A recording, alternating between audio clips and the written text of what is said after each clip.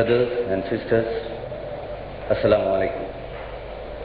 It is my proud privilege to welcome Brother Abdul Ahmad Umar on behalf of the Young Men's Muslim Association Conference to our national headquarters.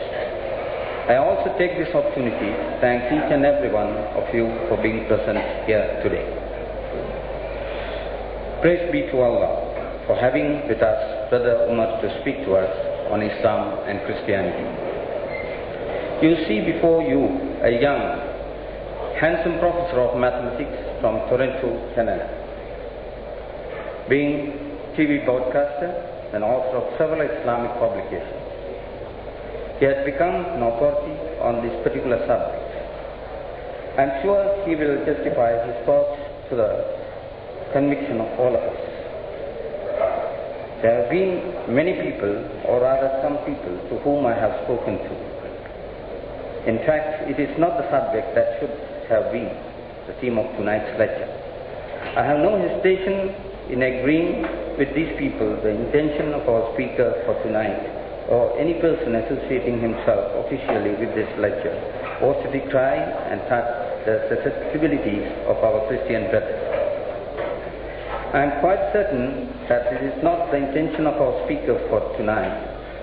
It is a subject of tremendous interest about the viewpoint that tonight's speaker is going to put forth.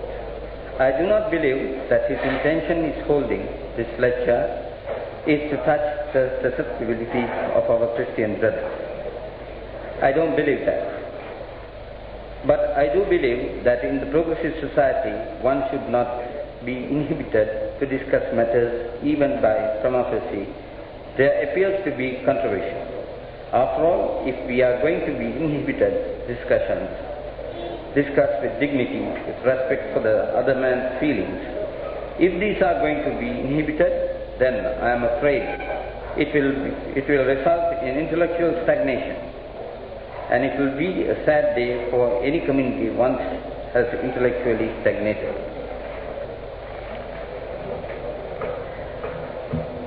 So I don't think that one needs to offer any apologies to anybody for tonight's subject of discussion. Now, as it is customary at meetings of the YMMA, at the end of the lecture there is going to be a question time, and therefore I do not want to take any more of your time, because the less I talk, that there will be more time available for discussion and questions.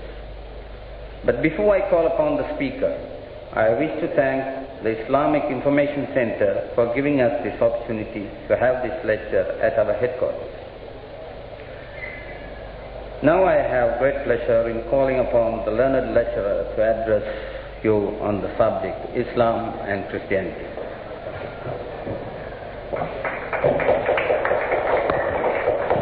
Bismillahirrahmanirrahim. Assalamu alaikum and welcome. I guess I have to start by telling you what I'm not. I'm not attached to some institution. I don't work these days. Last couple of years I haven't been working, so I'm not a professor of anything these days. I took a year off, and it is stretching into 3 years. I have to get back to work someday. So I'm not associated with somebody. I don't want to embarrass some institution or myself. I'm also not in the business of traveling around and giving testimonials, that is, telling people, you know, I used to be that, and it was so bad, and now I'm this, and it's so good. I'm not in that business either. I just had in mind to possibly bring to your attention some things that maybe you have heard of before, but you thought, well, that's all been figured out a long time ago. That's all old business. As to discussing Islam and Christianity, Muslims and Christians have been doing that from the start. There's an interesting booklet recently printed in England at the Islamic Institute in Leicester, which records the history of the first encounters with Christians and Muslims. How even in the time of the Prophet himself, the Bishop of Najran came with some of his people to Medina to meet the Prophet. They wanted to discuss Islam and Christianity. And the Prophet said, make yourself at home in the mosque. And so they stayed in the mosque. And went on for some days of discussion. As to the subject at hand, Islam and Christianity, I'm afraid that the Muslim very often wants to take one big wide brush and use it to paint all the Christians one color. They ask simple questions like, what do Christians believe? Do you know, that's a more difficult question to answer than if somebody asked me, tell me, what do Americans eat? All kinds of things. And what do Christians believe? All kinds of things. You have all sorts of people who say, we are the true Christians and those are the false Christians. And if you go down the street, that's the group who's saying the same thing. I say, no, we're the true Christians, those are the false Christians. There's hardly one statement that you can make about Christianity that every Christian would say, yes, that's true, that's what we believe. They come in all kinds. So please understand that if I try to talk about Islam and Christianity, anything I might say, there will be some Christians who will say that's absolutely right, and there will be some who will say, no, that's wrong. So it's not as though Islam has some kind of a view which is exactly opposite to what Christians have. As a matter of fact, there is virtually nothing that you could find anywhere in Islam that you can't find a church somewhere who says the same thing.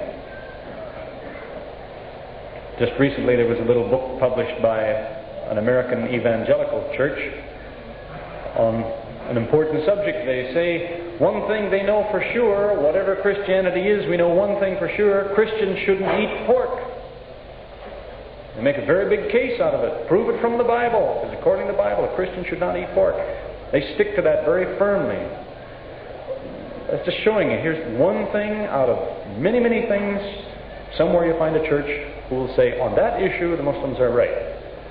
So what I'm trying to say is, don't be confused if you have this attitude like, well, there's them and there's us. It's not as simple as that. Not nearly.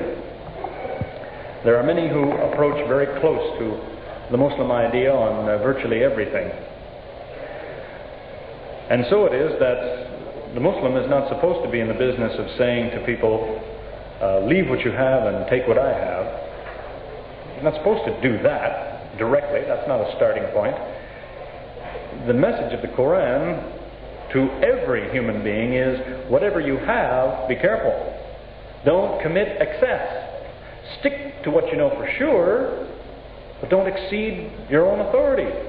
If you say this and this and this, and you can prove it, that's good, it's true, we all believe it. But when you come to this subject or that subject, do you have proof? If you don't have proof, then you should be quiet. Even if you're right, you should be quiet, unless you have proof. Commit no excess. So, this exercise is not supposed to be some kind of a harangue or whatever to say, look at them and they have this idea and look how silly that is or whatever. No more so than the reasonable Christian would say that of Muslims. There again, you find people in one description or another. Just a few months ago, a man who is probably the leading intellect in the Catholic Church, Hans Küng, made his comment on what he thought the Quran was. He studied the Quran carefully and he said, God has spoken to man through the man Muhammad. Now, that's what Hans Küng says about the Quran. The New Catholic Encyclopedia says, in an article on the subject of Quran, that people have tried to explain it away for years. And in their own words, they say, out of all these explanations that have been offered to say it came from here, it came from there, it's not really a revelation, their own words, they say, today no sensible man accepts any of these theories. In other words, there still is not a sensible explanation for what is it if it isn't a revelation. So, some people are not automatically against you, is what I'm getting at. They call things for what they see things to be. 100 years ago, in the 1880s, when Pope Pius IX sent a delegate to Libya, his representative to Libya. He told him before he left, he said, don't go there thinking that you alone have salvation. Muslims too gain salvation. That wasn't published until about 10 years ago. But it happened 100 years ago. You have at the other end of the scale people like a minister who was in my home one time, and I told him a thing or two about the Quran. He didn't even know which book I was talking about, but I said, in that book there's this and this and this. He said, a man couldn't write a book like that. In other words, he realized this is more than a man was capable of, and he said, the devil must have written it. So you have one extreme to the other and all kinds of things in between. Maybe it seems that if we talk about Islam and Christianity in a place where most people are Buddhist, that's out of place. Well, one reason I feel it's a good idea is because it has application in that situation. The Christian too often says, you'll find it in print if you've never heard it for yourself. Well, I assure you it's in print many times in many Christian publications. They'll tell you the Buddhist doesn't believe in God. The problem is that the Buddhist has such a noble and subtle and delicate idea of a certain item which is unborn that, yes, as far as a lot of people are concerned, he doesn't believe in God. Because the God they're talking about is an old man, he looks like your grandfather. Long white beard and so on. And yes, probably, if that's what you mean when you say God, the Buddhist doesn't believe in God. But the important question is, again, what do you mean when you use that word? So that the Muslim has a piece of good news, I suppose, for the Buddhist to say, my God doesn't have a long white beard either, and so on. He's a very, very subtle and delicate, noble concept, far removed from some of the pictures that people draw on what they think God is. As a matter of fact, one of his attributes is al-latif, which means the subtle. Just barely even there at all. We know about things like this. Allah is something else. So, I have to kind of divide the material into two parts. And I don't know why you are the fortunate ones, I suppose, or the unfortunate ones, depending on how you look at it. But Islam and Christianity, tonight, the subject is the toughest. Tomorrow is the easy one. Tonight I wanted to talk about thinking, and tomorrow I want to talk about Scripture. So if you came to hear somebody say, in the Bible it says this and that and the other thing and so on, that's tomorrow night. Tonight I'm talking about thinking, and it will be maybe some hard work for you, but that's the way the thing is divided. I want to talk about thinking because I feel this is a good place to start, because this can be our first issue and it's usually our last issue. And that is this: how do we recognize the truth when we see it? How do we know true from false if our mind is switched off? Probably 3 years ago now, I had a debate with it was a leader of the Campus Crusade for Christ in Canada. And when it was my turn to speak, I said, if we gathered here tonight to settle some matter of chemistry or physics or mechanics or something, we could settle our differences because we go to the blackboard and we make some calculations and we see who's right. So we could do the same thing tonight when we talk about Islam and Christianity, if we'd agree on the rules that we're going to follow before we start discussing. I said, here's 2 rules I'd like to follow. I mentioned 2 things. So if we follow those rules, we can decide who's right and wrong. When it came his turn to speak, he said, I like those rules. Those are good rules. And 20 minutes later, he threw them out. As a matter of fact, what he had said was, he says, I especially like your second rule, which was, I said, two exactly opposite things can't both be true. If this one is exactly the opposite of that, they can't both be true. He said, I like that. Because probably what was going on in his mind, he's thinking, oh, Islam and Christianity, they can't both be true. What happened was, several minutes later, people asked questions from the audience, and they said, a man asked, he said, who was Jesus? And he talked, and he talked, and he talked, and when he finished, I said to him, I think the man is asking you, was he mortal or immortal? Could you kill him or not? Was he mortal or immortal? He said, oh, well, that was decided by the Council of Trent 17 centuries ago. What did they decide? Was he mortal or immortal? Well, that's the hypostatic union of the homoousion and the underlying union of both mortal and immortal and so on and so on. In other words, it's both. So he didn't like the rule anymore. If we agree on how we recognize truth when we see it, then we can make some progress. A few months back, I was in, actually it's the oldest city in North America, and by standards in this part of the world, that's not very old. I think it's about 250 years old, or 300 years old or something, in St. John's, Newfoundland. And I got into some kind of a back and forth thing in the question period. It was like a tennis match. There was a man sitting here to quote a scripture, and I quote this, and back and forth and back and forth, and finally he said, okay, enough, I give up. He came to me after and he said, just because you can prove I'm wrong doesn't mean I'm wrong. He said, your problem is, if you would just ask God to show you the truth, then you'd see that I'm right. So I said, well, a minimum of 17 times a day I ask God for guidance. It's part of the daily prayer. Absolute minimum 17 times a day I ask God, guide me. Don't let me be misled. Please, guide me. He never thought about that before. He got a little bit embarrassed. Then he said, oh, you're not humble enough when you pray. Which bothered me.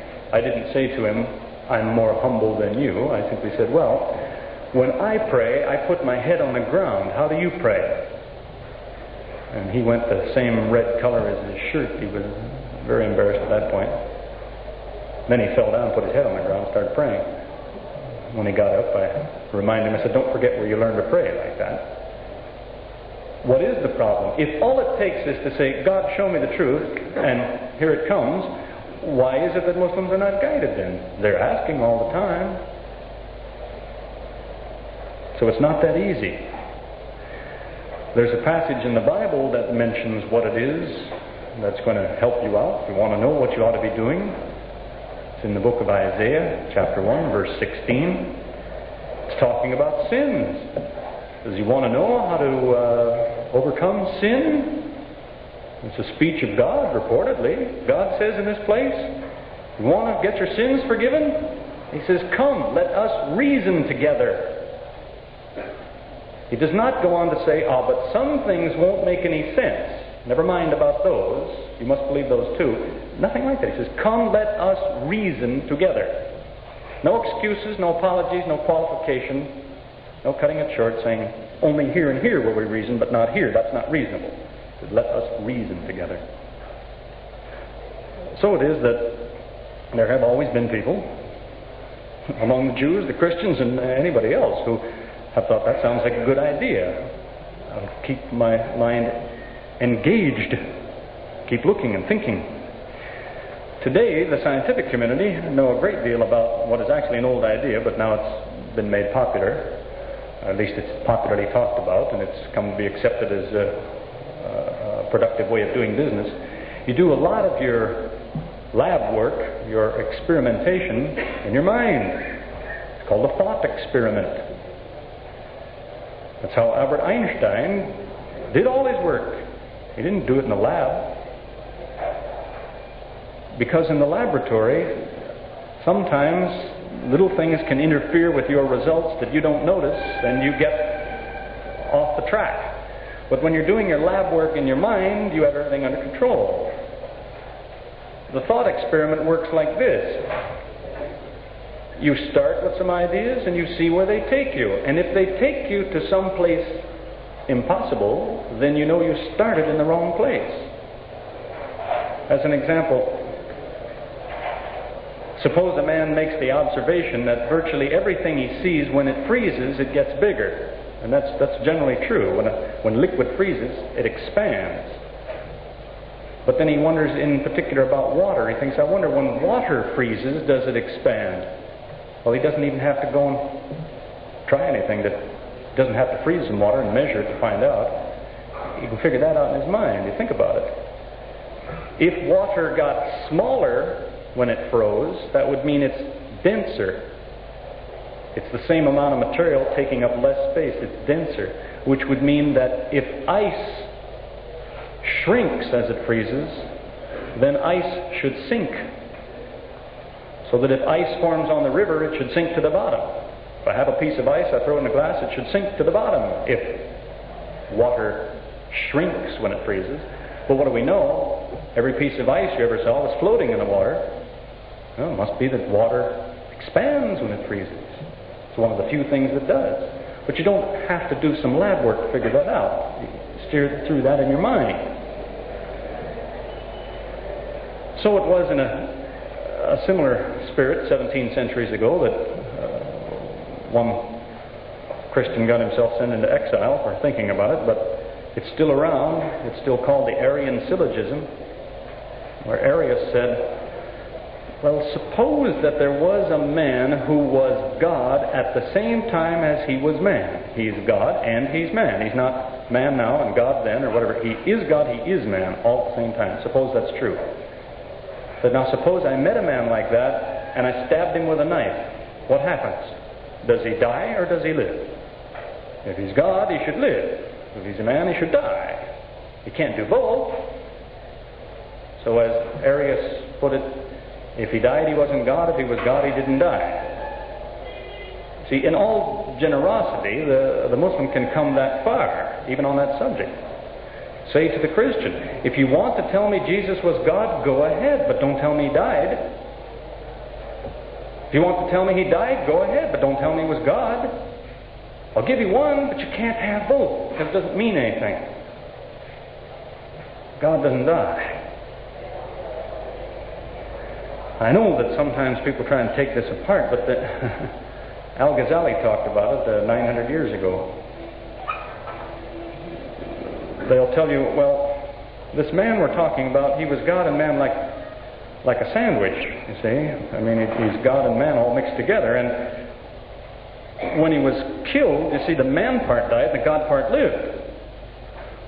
Well, that's an interesting idea, but then it means the God-man didn't die. See, if I tell you, today I ate a sandwich for lunch, except for the bread, did I eat a sandwich for lunch? I had a piece of cheese, or whatever was on the inside.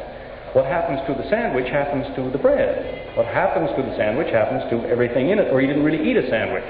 If you say, we killed the God-man, but what you mean is, well, we killed the man part, and the God got away, then you didn't kill the God-man. Kill the man. Which according to the most beliefs is not enough. If a man dies, it doesn't help us. We need the God-man to die, but they take it apart anyway at that time. And if you take him apart at the last moment in his life, it just reminds you had a problem the day before that too. If he was God and man the day before that, tell me, did he know everything or did he just know some things? If he knows everything, he's not a man. That's not a man. Who knows everything is not a man. Who does not know everything is not God. So what about Jesus? Were there things he knew or things he didn't know? Did he know all things or only some things? You have to take him apart again. That's why a few hundred years ago Spinoza was a Jew who had investigated philosophy and earned quite a reputation, and he pretty well separated himself from the Jewish community. And there were a lot of people who came to him and said, well, you've had the good sense not to be a Jew, you ought to be a Christian. And he said, I might, if I knew what you're talking about. He says, you tell me God became a man. If I hear the words, but I don't know what it means. Can you tell me what it means? You can always put words together in a string, but what do they mean? Spinoza said, do you mean he used to be God and then he turned into a man? Is that what you mean? God became man? Do you mean whatever God is made of, it was all squeezed together and made into the shape of man? Is that what you mean? Like when you say that water is made out of water molecules, they're in the vapor, but you squeeze them together, you get a liquid? Is that what you mean? What do you mean when you say that? Because usually when you say this became that, you mean it's not what it used to be anymore. If I have a ball of clay and I shape it into a cube, I'll tell you, see, the ball became a cube. But I can't tell you it's still round. I know it has corners, but it's still round. No, it used to be round. Now it has corners. This became that. When you say God became man, you mean he's not God anymore. He used to be. If you mean he's a man and he's still God, then you have these problems. I'm saying, well, then what is he? Is he mortal or immortal? Can you kill him or not? I know that there's no end to comparisons that people try to make on this, and the Church of England tried to put the brakes on that 300 years ago. They tried to stop this kind of thing. About 300 years ago, the Unitarians were causing such a fuss in England that it got to be that every Sunday the sermon was the Trinity, and someone would say, well, it's like this, you see, it's like when you have a clover and you have 3 leaves and 1 stem. Somebody else say, oh, it's like an egg, you have a shell and a white and a yolk, and so on. Every priest had a different idea. Finally, the Church of England issued orders and said, stop talking about it, you're making it worse. There's nothing like the Trinity. There's nothing you can point to and say it's like that. There's nothing exists like that. No place. There's nothing where you have 3 items and each one is the whole thing. Some people will say, well, look at the triple point of water. Come back to water again. Under certain conditions of temperature and pressure, you can have water in a container, and some of it will be ice, some of it will be gas, and some of it will be liquid. So they say, you see, at the triple point, there's these 3 different forms, they coexist. Well, yes, they do. Some of that is ice, and some of it is water, and some of it is vapor. But you can't point to any one molecule and say, this molecule here, it's liquid and it's solid at the same time. See, that's the point. It's a false analogy like hundreds of others.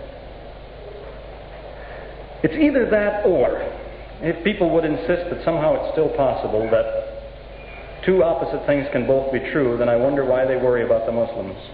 They ought to be happy enough to say to the Muslim, it's true that Jesus is God, and it's true that he isn't. We're both right. Makes as much sense. This claim and its denial should be able to coexist side by side. If everything else like that, if you say, this one was immortal, you couldn't kill him. But you could kill him. Well, if those 2 opposite things can both be true, so can these. The statement that says he's this and the one that says no, he isn't, they're both right. It makes as much sense. As one man said to me one time after a discussion of some of these items of information, he stood up in the question period and he said, you're absolutely right. It's impossible to believe the things that I believe. He said, unless you have the gift of faith from God, then you can believe it. If God gives you the gift, you can believe it. So, as the meeting was breaking up, he came around close to me again, and I asked him, how do I get the gift of faith from God? He said, there's only one way to get it. First, you have to believe all these things. Now, can you think about that? Saying you can't believe them until you get the gift. And when you say, how do I get the gift? Says you won't get it till you believe them. See, there's no belief without belief. That's like telling a man, you want to quit smoking? Look, it's easy. First thing you do is you don't smoke. Now, after that, it's easy. The requirement can't be the same as the goal. Now, of course, I also realize it's a familiar charge that people will say, the problem with you Muslims is you reject what you don't understand. That's not true. That's not what's happening. The Muslim says, well, I can't understand that, so it must be false. That's not what the Muslim is supposed to be doing. People are confusing 2 different ideas here. Come back to water again.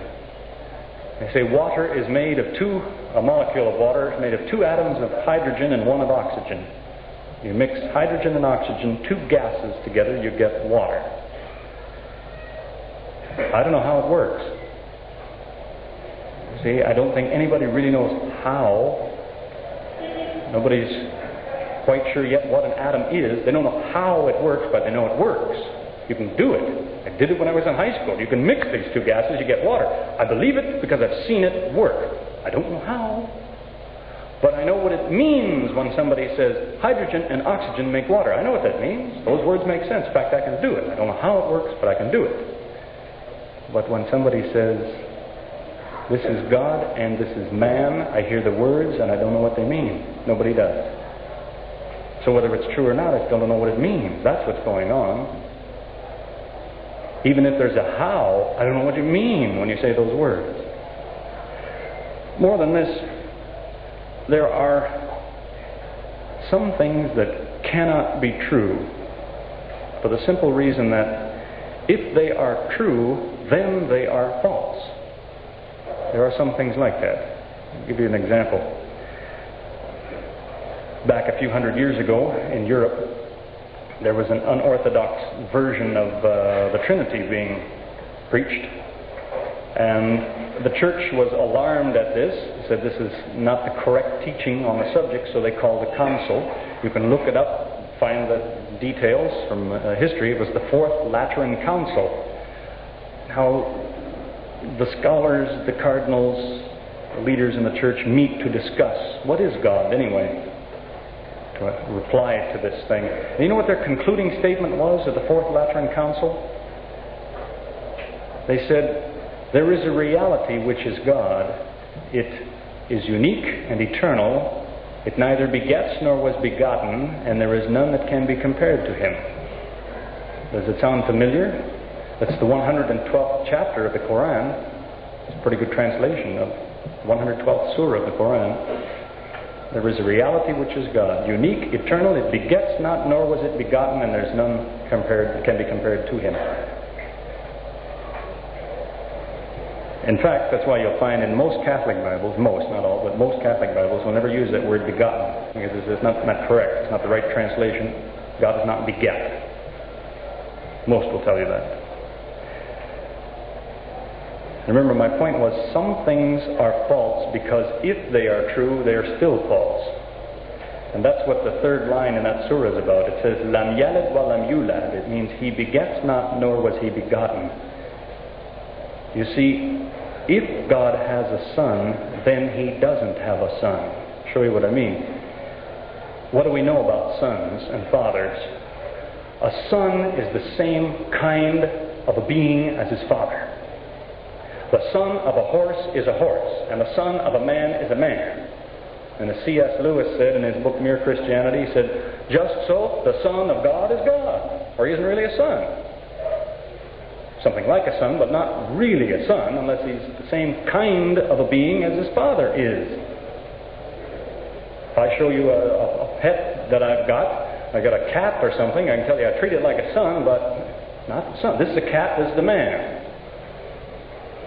If God really has a son, his son is just like him. Now, what do we know about God? Well, for one thing, he doesn't have any parents. Nobody gave him life. What do we know about sons? To be a son means you received life. Otherwise, you're not a son. Nobody gave you life, then you're nobody's son. So to be a son means you received life. To be like God means nobody gave you life. Nobody gave you anything. If God has a son, his son is just like him. He doesn't have a father. Which means he isn't God's son after all. You see what I mean? It unties itself. Lam yalid wa lam yulad. The reason he doesn't have a son is because he himself is not a son. What is by nature not produced cannot produce something just like itself, because that's a produced item. So it's not like the one who produced it. He was unproduced. Let that go around in your mind for a while. I said that a few years ago at a meeting, and later it came back to me by way of a certain missionary group that had been listening to these lectures, and they called that Miller's argument, which is very flattering, I suppose, but isn't my argument. It comes out of the Koran.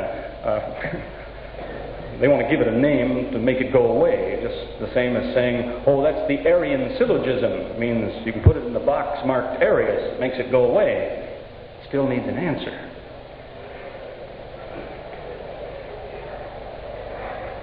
As I say, there are people who face these things and they're working on it. And that's the kind of thing the Muslim should encourage. It's not your business, as I said before, to go telling people, oh look, you see, you're near the truth, but leave it, here's the truth.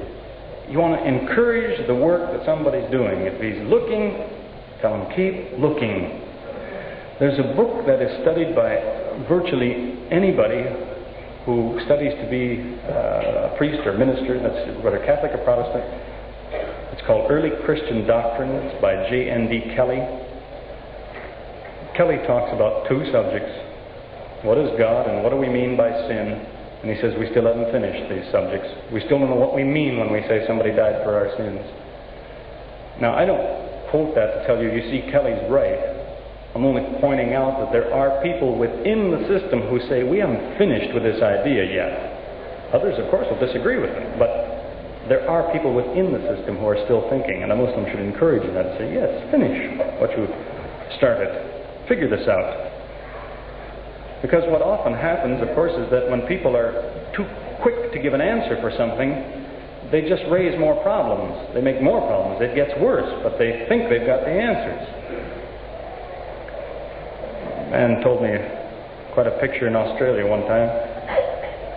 He says the reason that man needs somebody between himself and God, he says, look, God is 100% holy. And man is contaminated by sin. So man cannot deal directly with God. He needs someone in the middle. He's a mediator. Well, it sounds like an interesting explanation, but think about it. Suppose they told you in Los Angeles, out the west coast of the United States, is the holiest man that ever lived. He just radiates holiness. And some of you might say, well, I'm going to save my money, I'm going to go there, I want to meet him, I want to shake his hand. And then I'll tell you, oh, no, wait. He couldn't stand to be in the same room with you. He's too holy. You can talk to his secretary, but he won't. No one's allowed to see him. He's too holy. Can't go near him, make him sick. Does he look like a holy man anymore, or does he look like a crazy man? You see, what I'm getting at is, it can have a nice sound to it, but think about it. Put it in real life. What if you knew somebody like that who said, look, you can't come close to me, I'm too holy. Talk to him, he'll tell me. Would you think that's a holy person or not? And besides that, as I say, a bigger problem is raised. The man is saying, God is 100% holy. He needs someone between God and man. How holy is this one between God and man? Well, 50% or what? 99%? What is it? You ask him, how holy is the one you say is the mediator? He said, 100%. Well, you still got the same problem, man. You can't get close to the mediator. He's still too holy for it. It just doesn't work. Or somebody said one time, she said, look, God is like the sun, and man is like a snowflake. And if he gets too close, he melts. Well, the funny thing is, when people tell you something like that, and you ask that same person, where is God? They'll tell you everywhere. So why aren't we melting? Pay more attention, I suppose, to you have the reported words of Jesus. It says God is so close to you, he counts the hairs on your head. He's right up close. The Quran says he's as close as the vein in your neck. Not a problem if you're talking about closeness in some sense.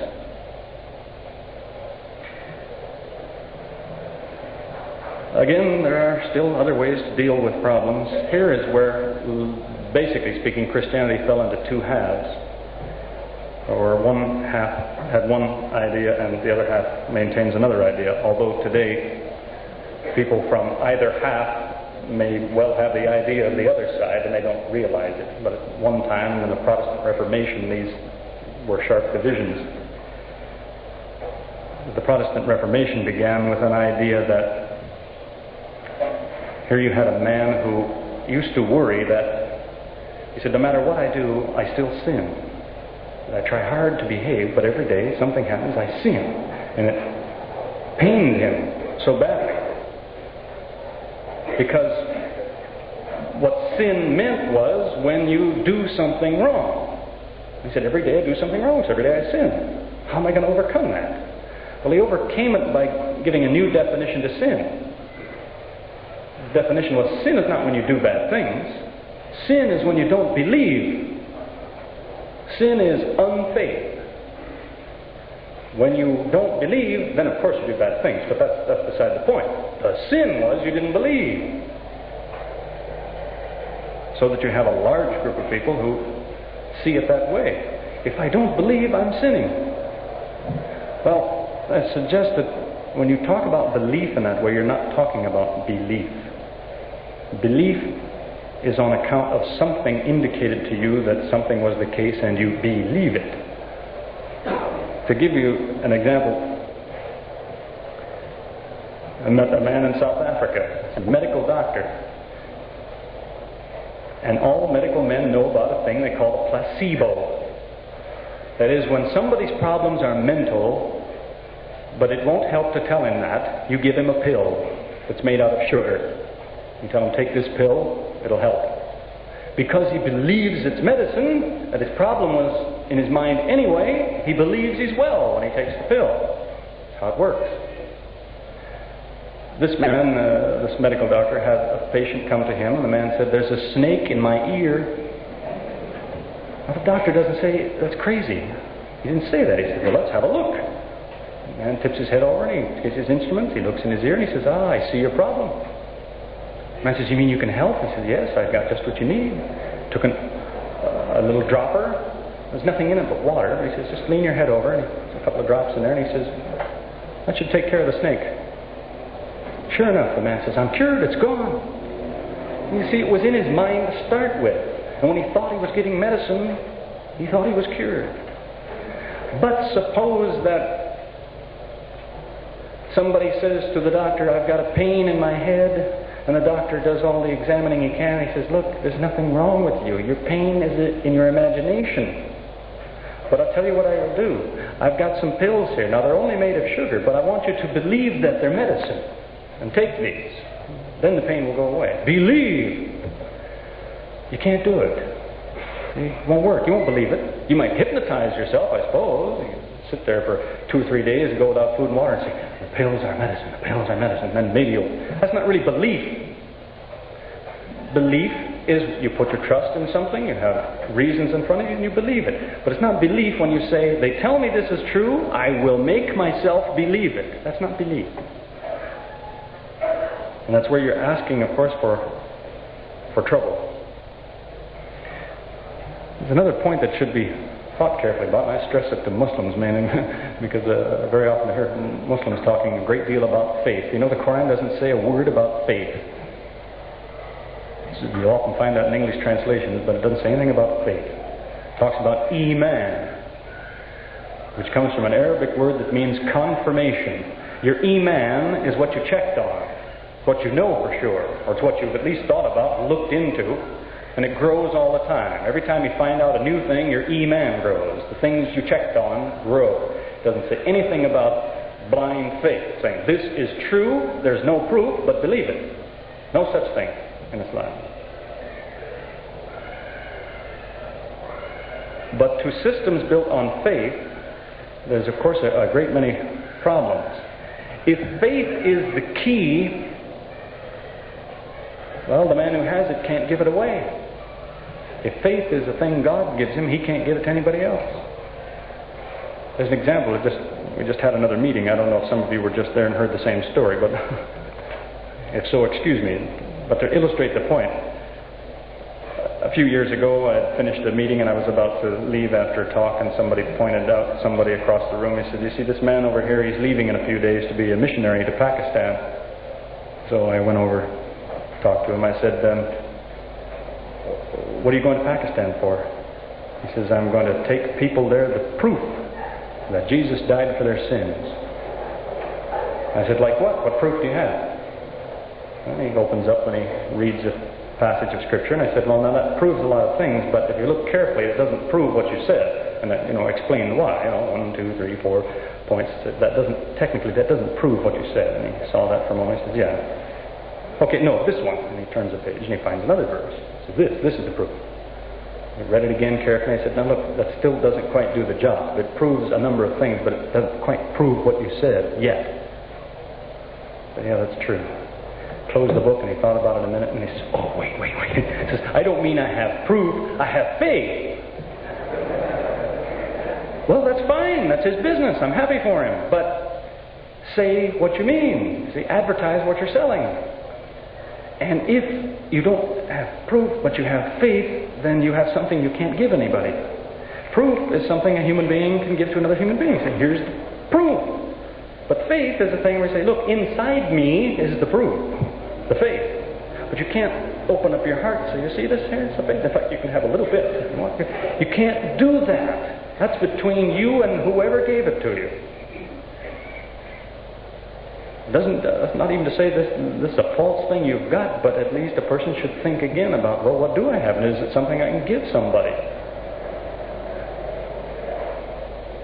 Because otherwise we can, well, let's say we can fool ourselves. I'll give you an example of a contrast.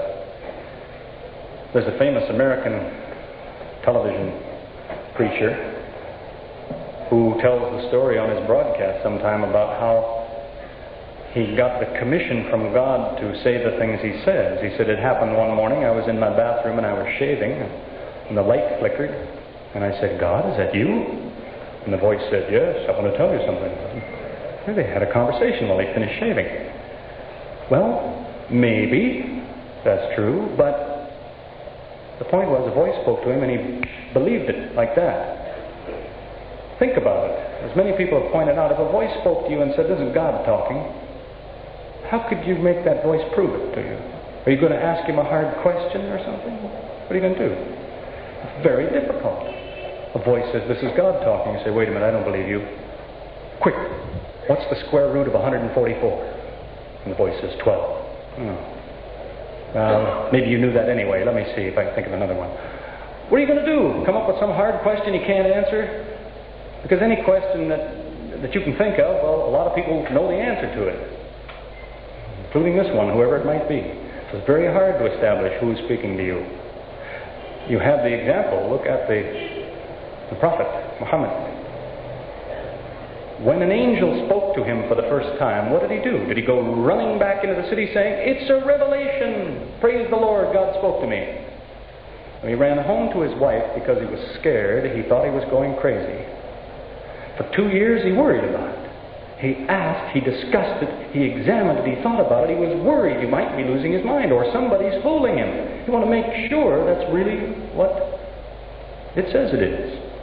Isn't that a healthier attitude than somebody who he heard a voice? Well, it's God, nobody else can whisper inside me like that. It's just worth thinking carefully.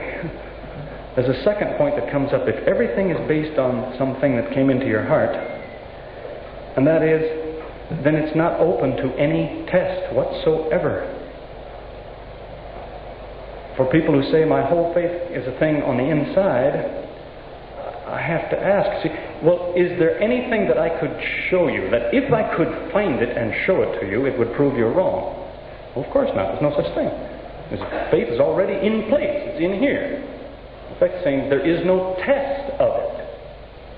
See, today, in the scientific community, they won't even listen to a person with a new idea unless he brings with his idea a way to prove that he might be wrong.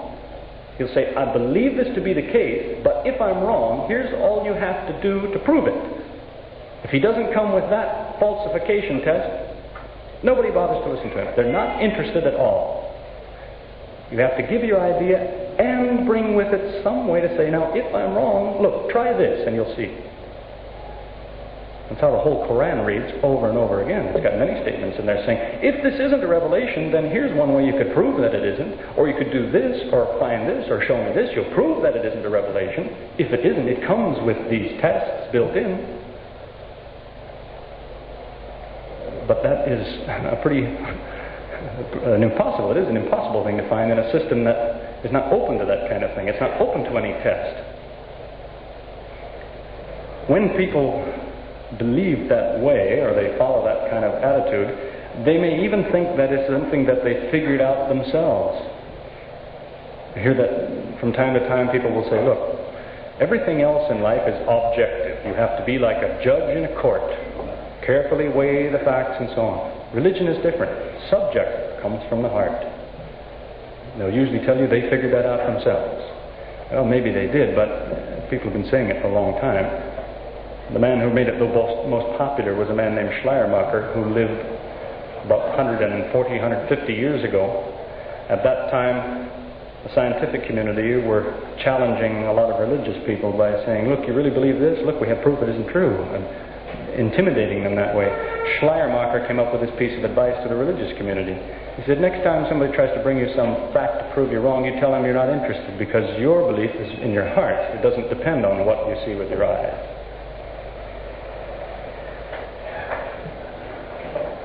There's one last way that people can fool themselves, I suppose, and that is by false analogies, somewhat like I was talking about before, where they'll tell you, look, if you can't understand this, it's like that, which just makes two problems. Now they have to get you to understand this thing and then show you why this thing is really like that thing. But by false analogies, I mean they tell you a nice story which sounds like it hangs together, but it really isn't the same as the story that they want you to believe. As an example, the same man in Australia said to me, do you understand God? I told him I did, but he wanted to say, no, you can't, and so on. So, okay, for the sake of argument, I don't understand God. He says, if you can't understand God, then how do you expect to understand the Trinity? Well, because these are different things, that's why. God I know about. I have evidence for God. The other item, I haven't seen anything like that. No evidence.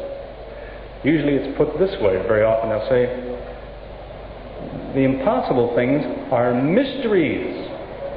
That's the name, mysteries. This is something that, it's like the sun. If you turn and look at the sun, in just a second, oh, you have to look away, it's too bright, burns your eyes. That's what a mystery is. It's a truth, but it's so big that when you look to it, it just burns out your mind. You just can't examine it. It overloads the circuits. So you have to look away. That's what a mystery is. It's like the sun. Well, it's an interesting kind of a parallel, but it doesn't work.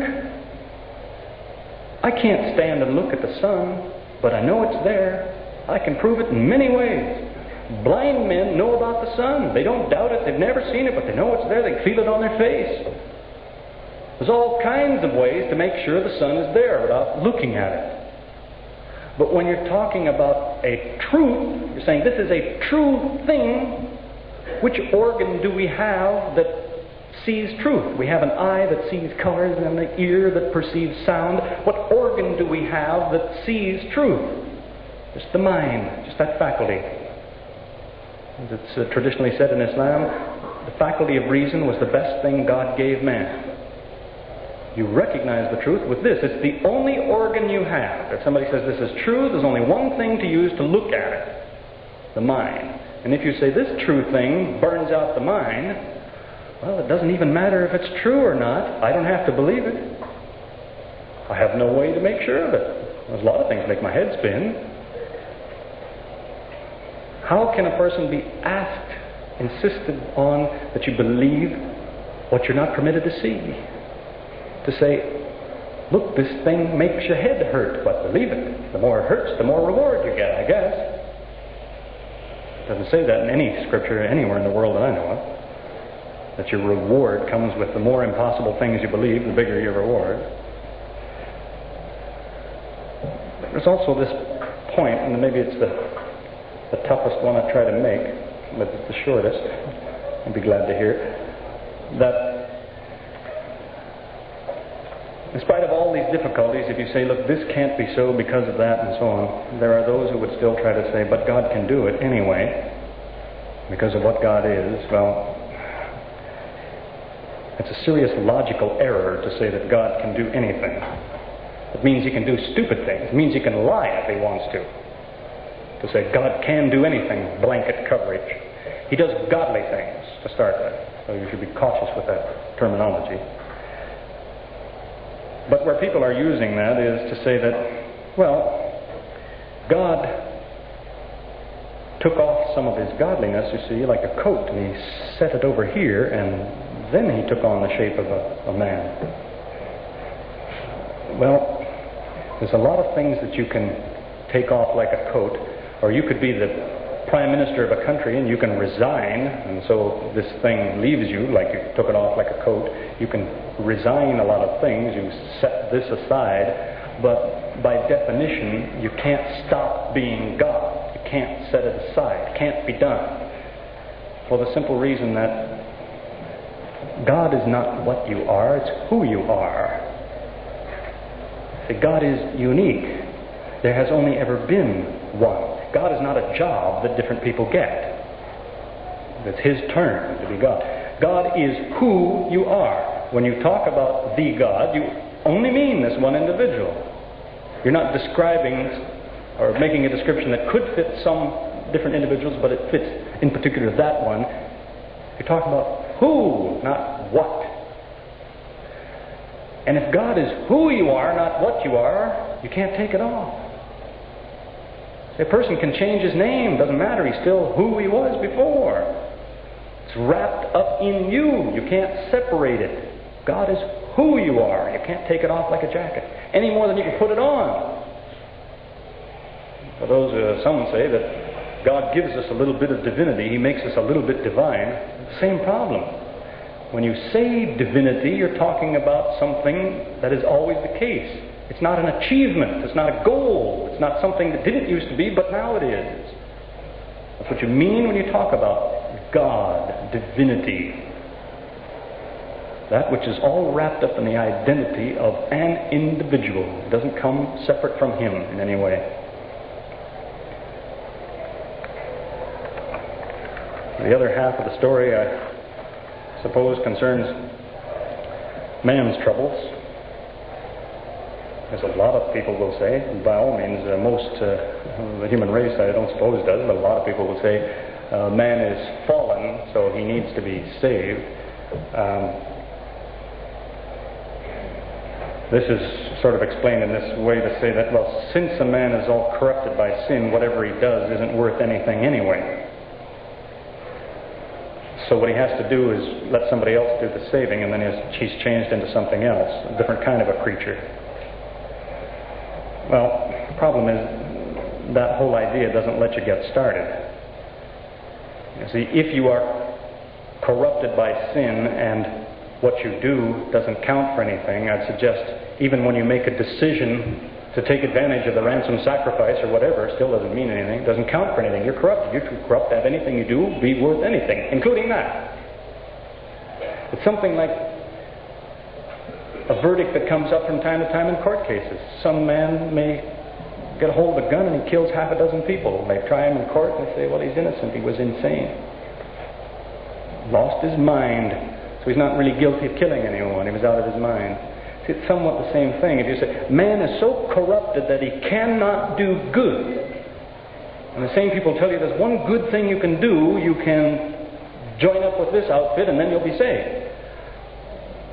When really you want to plead insanity. I'm too crazy. How do I know I'm doing the right thing? I'm too corrupted by sin. How do I know that's a good idea? My sinful nature fools me. It doesn't let you get started. I'd also suggest that there's one man, he wrote an interesting account of some of his activities. It'd be about 300 years ago. British man, I believe, but he came to the U.S.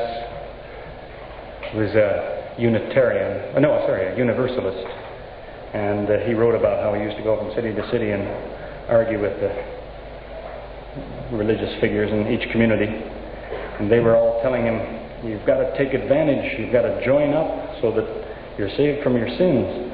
And he'd always ask him the same story. He'd say, where did I get this sin that I'm guilty of before I did anything? Where did the sin come that I was born with? Where did it come from? And then tell him, well, your great ancestor, Adam, he sinned. He passed that sin down to you. The man says, I don't believe that. And the preacher would say, it doesn't matter if you don't believe it. It's still true. You're guilty. So then he'd say, well, how do I get saved from this sin? He says, you must believe that Jesus paid the price. He says, what if I don't? He because then it won't help. You must believe it for it to work. So, you see, the picture is you're guilty whether you believe it or not. But the only way to get saved is to believe it. It only works if you believe it. As he would go on to point out to people, he says, so what's the difference if I believe it or not? Did he die for all men's sins or not? If he died for all men's sins, what difference does it make if I believe it or not? He died for mine. Even if I don't believe it, he died for mine. Well, what is the difference? I used to tie them up and go round and round in circles, and in his day he was an unusual man, but today you hear a lot more of that kind of thing, that people realize the whole picture doesn't quite hold together.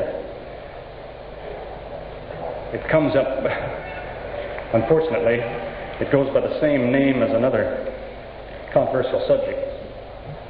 Creationism is talked about a lot in North America, at least, and by that they mean that God made man like this, he put him together. But the older meaning of that word creationism referred to the difficulties of inherited sin, because it was pointing out, where is this sin that everybody has that they're born with? And the teaching is, it's on your soul. And you say, where did the soul come from? Did my parents make it when they made me? No. God makes the soul when the parents make the person and God puts the soul in.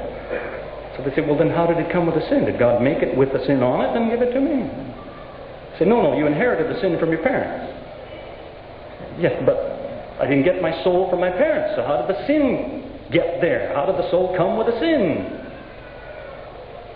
So some, in order to explain that, came up with another thing which you don't hear talked about too much because it was never popular, but they talk about what's called traducianism, which is to say, well, we were wrong after all. God does not make souls. The parents make the soul along with everything else when they make the baby, and that's how the sin gets planted in there. That's an idea that never really caught on, but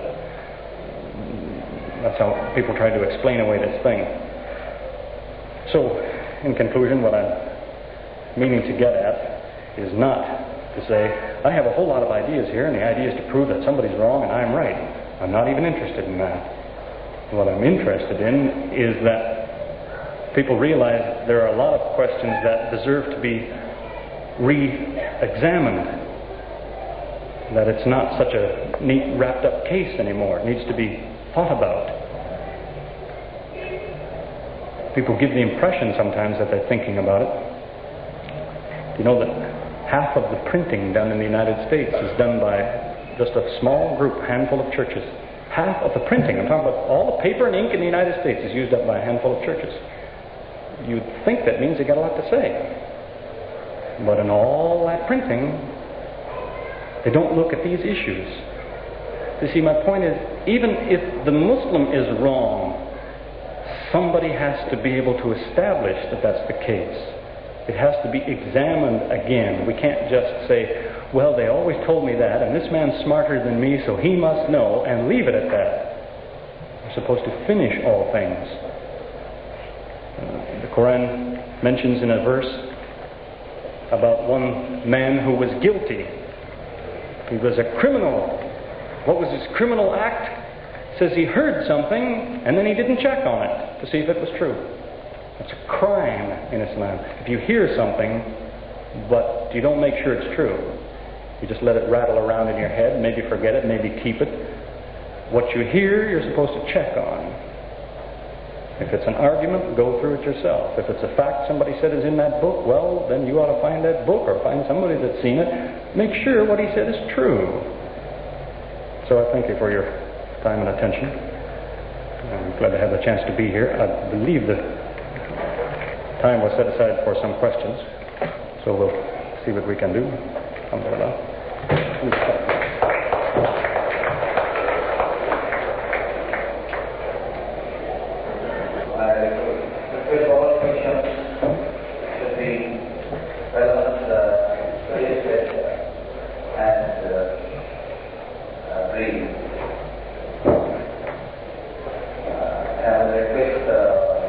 Any person who wants to answer a question, come up to the mic.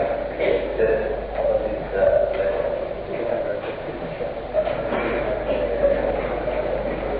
I'm just going to suggest, maybe if you don't feel at ease standing up in front of a crowd or whatever, maybe you can write a question on a piece of paper and pass it up as well. Sir, it occurs to me that though various religions sprang up different times from different countries, they all preach and teach the same fundamental truths. If I may summarize in 3 words, love all, hate none, we are one. They, I think, never divided the one humanity into races under various labels. I think they also the planet Earth as one country and humanity as one family.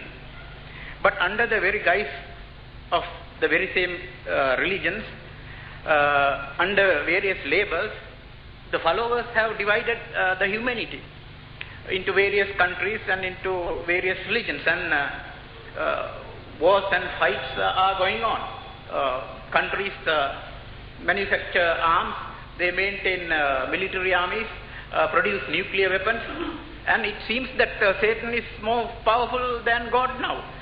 I think it seems that we have come to a scenic turning point, a climax in human civilization, that we should get all the basic teachings, fundamental teachings, the agreeable teachings of all religious teachers, and teach them under one title, like world government religion, to unite all for the welfare of all and to prevent a nuclear war which would bring about total annihilation. All right. Just one of my comment, all right. In a sense, I suppose I agree with you right down the line. It's just that I have to qualify that sometimes when that sort of thing is stressed, to say, this is our problem, we have to solve this, so we shouldn't necessarily talk about these other things, is often what happens to people. They don't talk about these details of theology and so on. Well, it might seem to be a good idea, but the difficulty concerns, back to the thinking again, that things are all supposed to be one piece anyway. So unless you get some of the important things sorted out, you're not going to function properly in this other project you're trying to do anyway. As I said, I told a story about one man who's a famous preacher who, he said there was a certain thing that he just couldn't believe it was true, but every time he preached it, his head hurt. Because he couldn't believe it was true, but he knew it was part of what he was supposed to preach, and his head hurt. And then one day he promised God that he wouldn't doubt it anymore, and he said the headache went away. Head doesn't hurt anymore.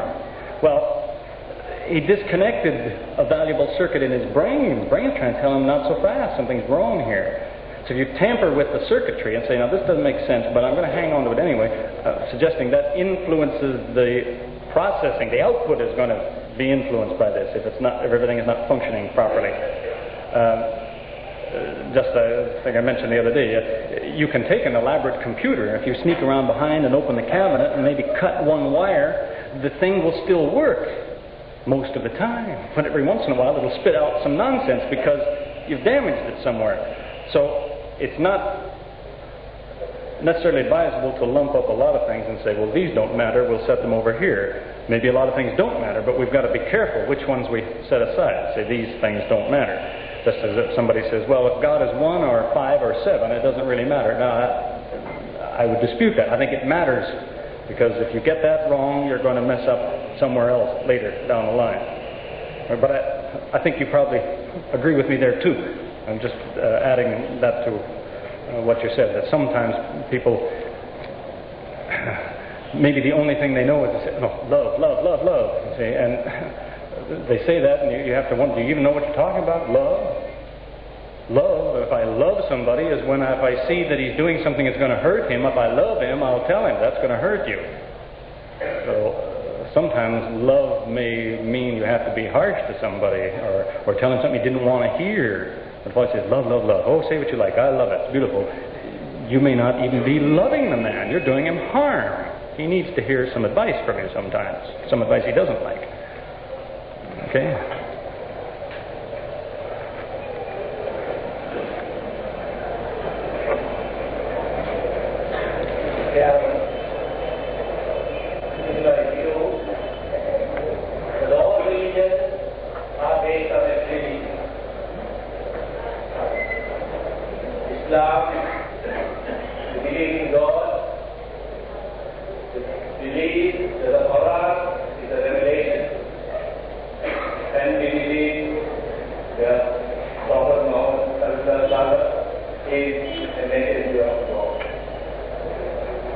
80 other religions in Sri Lanka is based on the Trinity. Buddham Saranam Gacchami. Dhammam Saranam Gacchami. Sangham Saranam Gacchami. I take refuge in the Dhamma. I take refuge on the Buddha. I take refuge in the Sangha. I think Buddhism also is based on the Trinity. Shiva, the creator. Shiva, the sustainer. Shiva, the destroyer. Christianity also is based on the Trinity. Christ, what's your point? Well, I hope you do it soon because we know this. What is your point? Christ, I'm coming to that. Christ, the Father, Christ, the Father, the Son, and the Holy Ghost. I want to know from the learned speaker, if that is so in true religion, that is in Islam and Buddhism, the triple idea is separated. In Christianity and in Hinduism, the triple idea is one. I would therefore, does the learned lecturer believe that in Christianity too, that Christ, they are two separated. God, Christ, the Bible, the Holy Book, and Christ, the messenger. Does they believe it in that way, or does they believe Christ as God, Son, and the Holy Ghost? I don't think there's, well, there are a handful. There are no Christians, aside from one handful who call themselves Jesus only, who believe that Christ is all three together. That's a very heretical view, just as I don't think there are any Hindus who talk about Shiva 1, 2, 3. Shiva is the name of one individual. What you're talking about is a long ways from trying to make some kind of a parallel. You're saying in all religions there are three things. Yeah, there's a lot of boxes I open up and there's three things in them. What does that mean? One time Jesus said Abraham, Isaac, and Jacob. What do you mean? They're all three?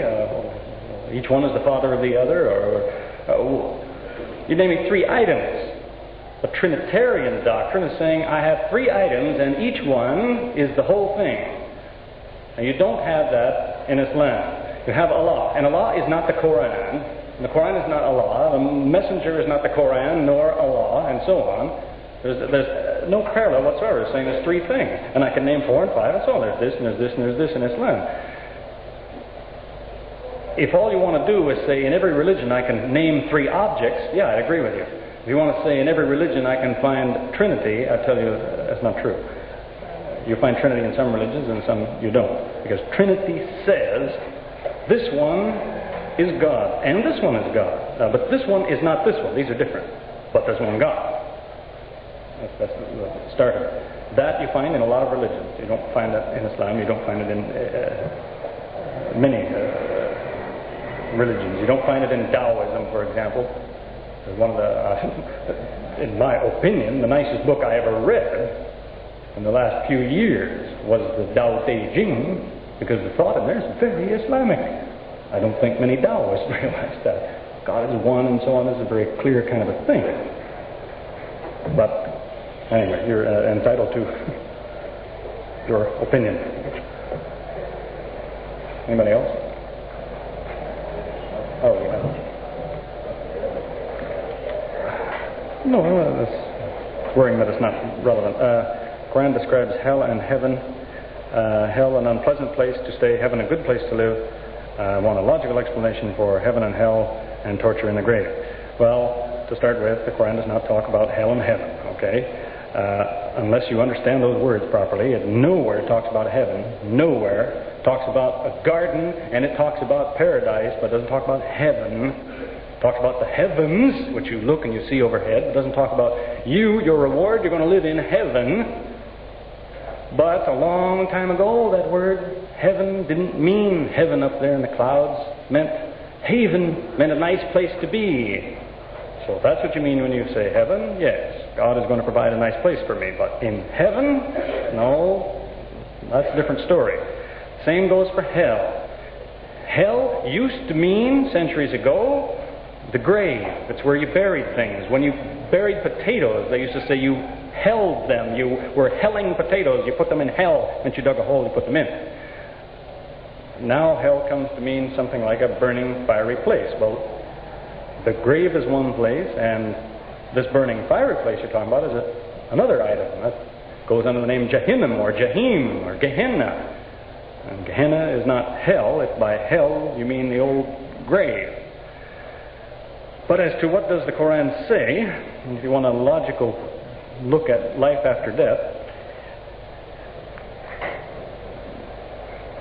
the scientist today accepts, generally speaking, maybe there's some that don't, but generally speaking, the scientist accepts as a basic article, although he can't prove it, but he accepts it, what's called the conservation of matter and energy. Which means if I have some matter, I can squeeze it and crush it and kick it around and grind it up and burn it and do whatever I like. I'll never get rid of one bit of it. It will still be there in some form. You cannot destroy matter. You can turn it into energy even. When the energy you can turn back into matter. But the total amount of matter and energy never changes. Doesn't grow, doesn't decrease. No matter what you do. And that same man, if he's deeply involved in physics these days, if you ask him what is matter, so you keep going to the bottom, what happens? You keep taking things apart. You keep finding smaller and smaller pieces until you know actually what you get down at the bottom is not a piece of anything. You just get an idea. You get a thought. You've got a relation between this and this. You don't have any pieces left. You just have relationships, an idea. Well, put all that together, and what does that tell you? If you have a man and he's dead, and you crush him and grind up the body or burn it or whatever, can you completely get rid of him? Can you completely smash him out so he does not exist anymore? What happens to his thoughts? They might be damaged. His thinking might be pretty cloudy, but can it completely disappear?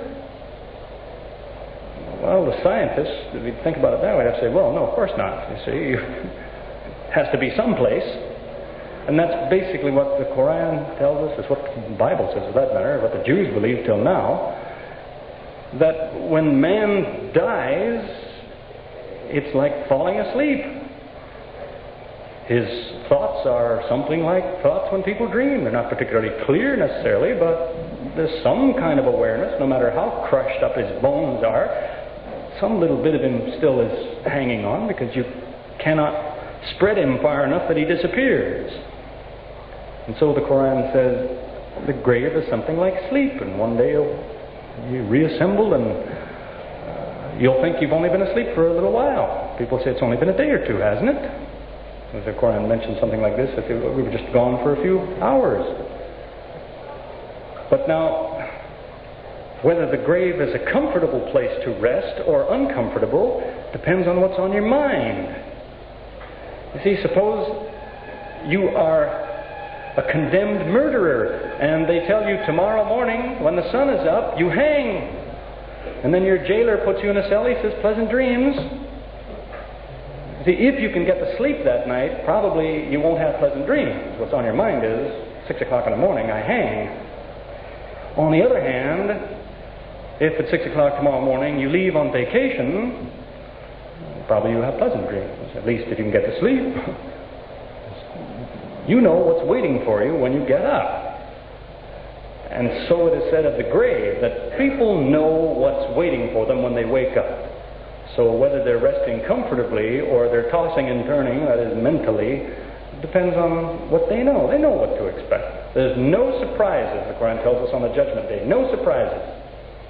It's not a matter of people are going to be waiting for the verdict on the Judgment Day saying, what is it going to be, heaven or hell? Oh, nothing like that. It says, you know, long before you get there, you know, because it says in one verse, at the Judgment Day, each man's record will be put in his hand. You look at it and say, yeah, it's obvious. You see. No surprise. I hope the judge is in a good mood or something like that. That your record is in your hand, you can figure it out. Now, if that's true, that means at any given moment, if somebody said to you, "You ready to die?" you should be able to think about that for a minute. The Muslim could say, "Well, no, as a matter of fact, I'm not." Or he might say, "Yes, all right, I'm ready to die." That doesn't mean he believes, "Oh, I'm guaranteed some kind of a place in paradise right away like that." But he knows when he's ready. He's got things in place. He may even think, "Now, I haven't made up for this, and I haven't looked after that, and this piece of business is unfinished, and that can't be helped maybe." But he knows when he's ready. The difference between that attitude and the attitude of some other people is that if you ask the Muslim, "Are you ready to die today?" he may be able to tell you yes. But if you ask him, "Will you be ready to die a week from tomorrow?" he'll tell you, "I don't know till a week from tomorrow." He will not tell you, but some people say, "Anytime. I have a contract with God. It says I'm saved. It's already been taken care of." The Quran talks about that in the second surah. Twice mentions this. Speaking of some people, says, "Do they say they have a contract with Allah?" I want to point out that that's a thing to say, but can you prove it? Show me the agreement he made that says, "Don't worry about it. You can die anytime. Everything has been looked after." Nobody has that. But at the same time, nobody's in doubt. They know what to expect. In fact, they tell it. There's a well-known story when the Muslims 14 centuries ago, and there were still just a handful of them in the world, in Mecca. Was it Khubayb? And the Meccans had told him they were going to crucify him. Said, "You won't leave this religion, then we are going to kill you, but we will give you some time to make some prayers before we execute you." So Khubayb went over and he prayed just 2 rakat, 2 quick prayers. And he came back and he said, "I would like to pray longer, but you would think I'm afraid, so I cut my prayer short. Let's get on with it." And that can be the position of the Muslim. Okay, sorry that takes so long.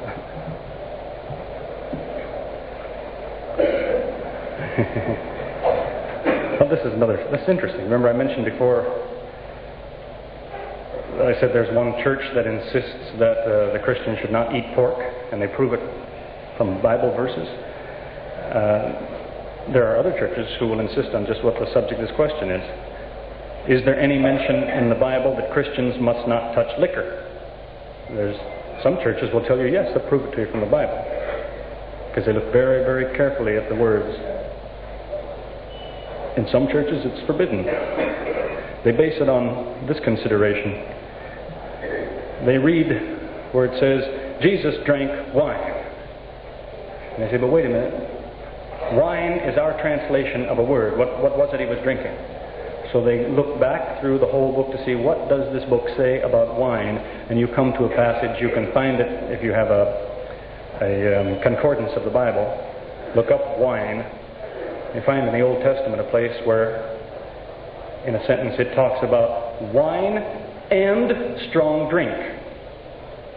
So based on that they say, well, whatever this word wine is, it's not strong drink, because in this sentence it says wine and strong drink when discussing beverages. So based on that, they will say the Christian shouldn't drink wine.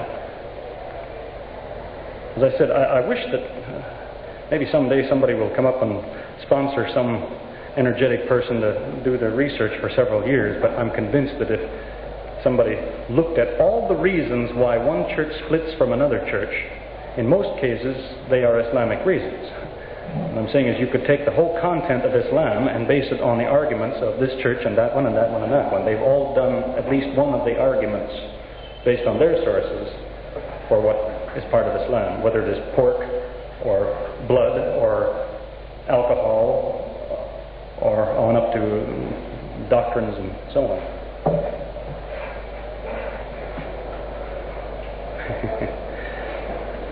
Does the Bible say that a Christian man cannot have more than one wife? Yeah, as a matter of fact, it doesn't. It does say there is a recommendation given. Paul is writing about bishops or whoever looks after a congregation of people, however you want to translate it. They used to translate it bishop. He said, let a bishop be a husband of one wife. It's not the same thing as saying one man, one woman, and so on. It has never been part of Christianity. As recently as 300 years ago, the Lutheran Church in Germany recommended that men take more than one wife, because there had been this long war that had wiped out so many men, and they recommended to build up the population. This is what we should do.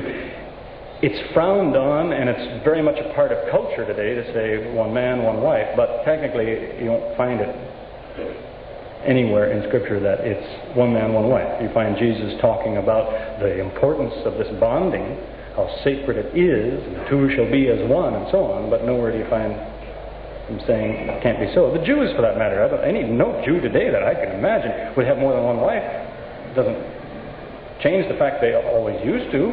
It used to be part of Jewish law. It was 5, except for the king could have 18. That's the way the law was put together. But time and culture creep in, and then people tend to think that the culture must be based on something back in the Scripture. But no, just times have changed. It never did change the rule there.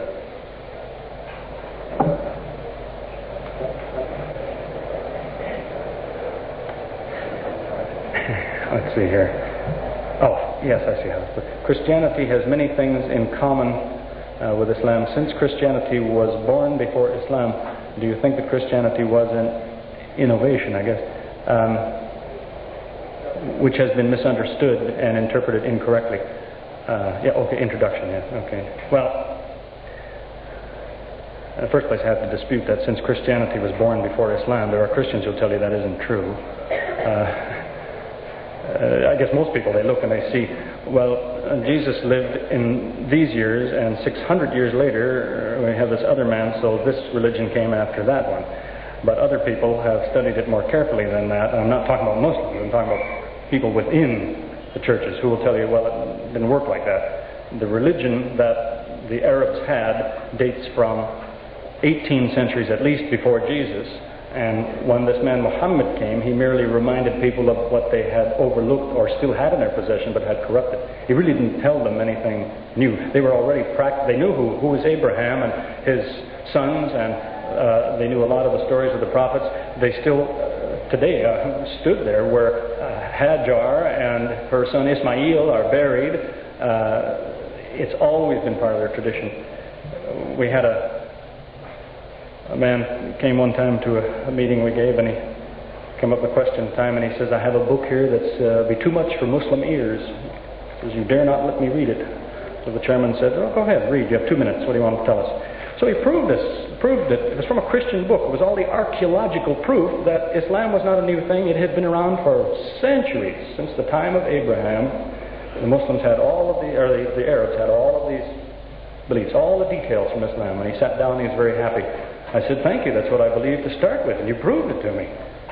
He was under the impression Islam started 14 centuries ago, and if he could prove to me it was just an old thing, that somehow it was a fake thing. Matter of fact, the Muslim believes it goes back, as far as men go back, it's always been around. Maybe not by that name, but it's always been around.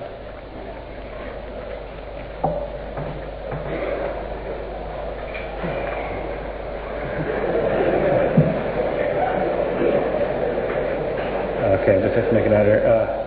Jesus can't be the Son of God, because if so, Son and Father must be the same. That is, Father equals God, Son equals God. The Father hasn't a Father, so that's not true. That was my argument, I guess. I think that's what you said. What about Cain? He was Adam's son. Adam is a man. Cain is a man, but Adam had no father and was a man. Well, to start with, it was not Adam's. I'll get into trouble here. I'll point out to you, the Quran does not specifically say Adam didn't have a father. It doesn't specifically say that. It seems to indicate that. It's perfectly compatible with everything that's in there, but specifically it doesn't say that. But for the sake of argument, suppose he had no father. The point is, by nature, what is he? What is he made to be? He is a reproductive item. His life came from somewhere else. He doesn't contain it in himself. He was whatever, a lump of clay or something, and someone else gave him what made him live. So he is one of those beings who they have to get their life from somewhere. They don't have it. That's what being a man is. And his son was just like that. He had to get his life from some place. Those were the 2 points that I was actually making. I said, to be a son means you get life. That's what makes you a son. If I point to this one and say he's a son, but nobody gave him life, well, then he's not a son. Just as the Bible says of Adam, he was the Son of God, Luke chapter 3. Son, in that sense, that somebody had to give him life, so we're all sons of God. We come down that chain. If that's what you mean by son, you got life from someplace. So whether he personally had a father or not is beside the point. Let's see. Muslims don't reject everything they don't understand. I was talking about water and so on, as I did. Same here. I can't understand how Jesus can be God as well as man, the Son of Man as well as the Son of God. But I know Jesus. I've spoken to him and he to me. He loves me. I love him. I know him better than I know my own mother. I haven't seen him with my physical eyes, just as a blind man knows there is a sun, even though he can't see it. I know Jesus is God because I know Jesus. But we talked about this kind of thing. Okay, somebody says that. How can I argue with you? How am I going to tell you you didn't? But as I suggested, that if somebody says they've heard a voice and someone is speaking to them, they should make sure that that voice is who they said it was. I used to have a newspaper clipping that I carried around in my wallet until it fell apart. It was about a woman who had taken her children and diced them, and chopped them up in little pieces and threw the pieces off a bridge into the river. And when they asked her, why did you do that? She said, God spoke to me and told me to. See, so the point is, a lot of people hear voices, but be careful. There's even a passage in the Bible that says, keep on testing those spirits. It's talking about that very thing. If you think somebody spoke to you, well, test him. Test that spirit. See if it is who it says it is. That's all. So whether the whole episode happens this way or not is, I wouldn't argue, but I would suggest that anybody who says that Jesus speaks to me ought to ask again, how do you know that? Because you feel it? I feel tired. I mean, your feelings don't really prove very much. Some grown men are afraid of spiders. Why? Because they're going to hurt them? No, they can't help it. That's the way they feel. They can't help their feelings. So your feelings are not always a safe guide to what is true. You might even say logically, I know this little animal cannot hurt me, but I can't help it. Get him away. You see, that's your feeling. So you can't trust that same faculty to tell you, well, this is true, this is false. How did Muhammad test the angel and find out he was from God? Well, I suppose that may be a bit of a long story, but it basically comes down to what a lot of non-Muslims have investigated. They continue till now to do a lot of work to prove that to them, to prove the situation. They do it this way. Take a minute to bear with me. You see, this man claimed that God spoke to him. He told people, God spoke to me. So you're left with two options, basically. Either he was lying or he was deceived himself. Somebody fooled him. So he was either a deceiver or he was himself deceived. And there are two schools of thought by the non-Muslims. They write volumes and volumes of books on the one hand, and they'll tell you, having investigated the life of the man, what we know is, since this wasn't a revelation, we still have to explain these difficulties. There are things about his life that have to be explained, and since the book is not a revelation, the only explanation for these facts is he was a liar. Now, other people say, since the book is not a revelation, we have to explain these facts. They're different facts, different things that have to be worried about. So the only way to explain these facts is, the man must have been fooled. Somebody fooled him. So this answers all these difficulties, and this answers all these difficulties. You mention some of these problems, people say the explanation is he was a liar. You mention some of these difficulties, they say the explanation is he was fooled. But they don't realize you can't be both. If you are a liar, then you're not fooled. If you're fooled, you're not lying. You see what I mean? If a man is a lunatic, he thinks that an angel speaks to him. And somebody asks him a question, and that's how a great deal of the Quran came. People ask questions of the Prophet. Would you please be quiet so the rest of us can hear? Thank you. When people would ask him a question, He waited for the angel to speak to him, tell him the answer. This would be the revelation. If you're a crazy man and you think that's what's happening, then when somebody asks you a question, you think, well, I'll wait. Come on, angel, tell me. See? You don't, if you are a crazy man, think, how am I going to find out the answer to that? I'll be back tomorrow. And you go home and you get your friends together and you say, does anyone know the answer? And tomorrow, I'll go and lie and tell them the angel told me. You see, you can be a liar or you can be deceived, but you can't be both on exactly the same subject. Well, that's basically the point, and that's what went through his mind in that regard, to say, if I'm being lied to, then why this? If I have fooled myself, why this? And so on. But that would take some itemizing to try to put that out. It's the kind of thing that people still worry about today. The Quran mentions that thing. It points to something telling you, if he is not a prophet, then where did he get this information? So then you have to come up with the source of that information, if you possibly can. But it reminds you that, the difficulties of, now you won't find the source of that information. If you think that somebody gave it to him, then how do you explain this? His attitude on such and such an occasion. Why is it if he was a liar, did he predict to people's faces what they would and would not say? Where did he get the confidence to do that if he knows he's faking? And so on. The Quran says the Bible has been changed. It does not say that. Okay? That's a big misunderstanding among Muslims. It doesn't say that. It doesn't say the Bible's been changed. In the first place, it doesn't say Bible anywhere in the Quran. It doesn't say Bible anywhere in the Bible. Okay? Just to start with. The Quran says a number of things about Scripture, but that's mainly the subject tomorrow night. It says of the material that people have in their hands that sometimes they fool themselves with their own forgeries. That is, some of what they have in their hands, they wrote themselves, or the community wrote it, and they claim it came from God. They have an old book which a man wrote, and now they say it came from God. Which is basically the same thing the mainstream of Christianity says now. Most Christian churches tell you exactly that. Yes, some of the Bible is God's words, and some of it men wrote. Look, it says here.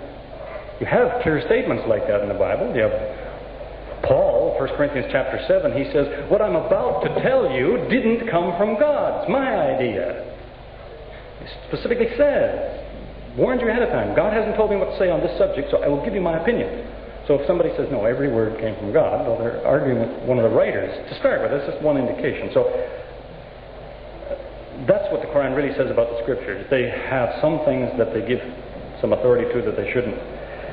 I know that a lot of Muslims are under the impression that it's like once there was a true Bible and then somebody sat down and he erased a few words and he wrote in some other words and so on. It doesn't say that anywhere in the Quran.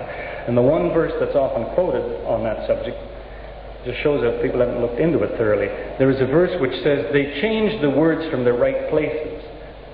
But if you read that in its context, it's talking about the very thing that continues till today. It's talking about when a man has a thing in front of him, but he gives it to you in another form, is what's in front of him. It related specifically to an episode where a Jew was arguing about a point of law, and the Jew was saying to the Muslim, it doesn't say that anywhere in our book. And he opened up his book and he said, look, and he read like this. You see, it does, what your book said is in my book isn't there. And it reads like this. And the Muslim, do you mind? He lifted his thumb off, and there's the word. See, so it was there, but he didn't say that it was there. Now you have the same thing going on today if you have people, they do it the opposite way around. If they tell you, for example, there's only one Messiah. No, the Bible is full of them. In the Hebrew, there are a great number of men who are called Messiah. But instead of writing that in most translations, they translate it. They read Messiah in Hebrew, they put anointed one. That's the meaning of Messiah. But in this verse, it seems to be talking about Jesus. It says Messiah. Don't translate, leave it. It says Messiah. So you read through and you get the idea there's only one Messiah. Well, there's lots of them. It's a nice title, but doesn't mean anything particularly special. It means anointed one, somebody chosen by God. Cyrus the Persian, Messiah. That's the same thing. They change the word from the right places. The truth is here, but when you say it, you say something different than what is here. When you translate it, you give something different than what is here. Okay, is that everything? No, go ahead, yes, go ahead. No, go ahead. The Quran refers to Adam or Adam, Ibrahim or Abraham, Daud or David, Jesus or Isa, and several others as prophets of Allah. If we accept them all as prophets of Allah, how far is it right or wrong to say that the religions taught by all these people were Islam? All that correct is to say. Well, the Quran talks about Islam before 14 centuries ago anyway. It says this was a term that Abraham used to use and so on. It's unfortunate that in translations of the Quran, when they translate one particular verse, they translate every word except one, and it gives a lot of misunderstandings. There's a verse which says, if anyone wants a religion other than Islam, God will not accept it of him. Well, the problem is they translated all the words except the Arabic word said Islam here in Arabic, and they write Islam, I-S-L-A-M, in English. But Islam means something. It's not a label. It's not a club. It means submission to God. And the Arab reads that sentence. He reads, if anyone desires a religion which doesn't involve submitting to God, God will not accept it. Well, that makes sense to everybody. I don't think anybody would argue with that. That's the meaning of Islam. So it is said also in the Quran about, it says some people came to hear Islam explained, and when it was explained to them, they said, oh, well, we were Muslims before this. So they didn't use that name, but they said, what you told us is what we believed before anyway, so I guess we've been Muslims all the time. That was my feeling. And I read the Quran and said, this is what I've been saying for 15 years. So this is Islam. So I guess I've been a Muslim. Okay? This concerns what I was saying about ball of clay and a cube. To say that if you had a ball of clay and you squeeze it into a cube, now it has corners, so it's not round anymore. That's all I said. See, what somebody's pointing out is to say, yes, but it's still clay, you see. It used to be round, now it's got corners on, but it's still clay. So couldn't it be that's how God becomes man? But see, that's exactly the point. God is supposed to mean a lot of things. One of the things that it means, you say, this is God. You mean this one here, he knows everything that can be known. That's one of the things you mean. So that you change the shape of the clay, it's not round. That it's still clay, don't argue about it. It's not round. Just as if you could imagine that God becomes a man, it's not correct to say he's still God, because when you say God, you mean he knows everything that can be known.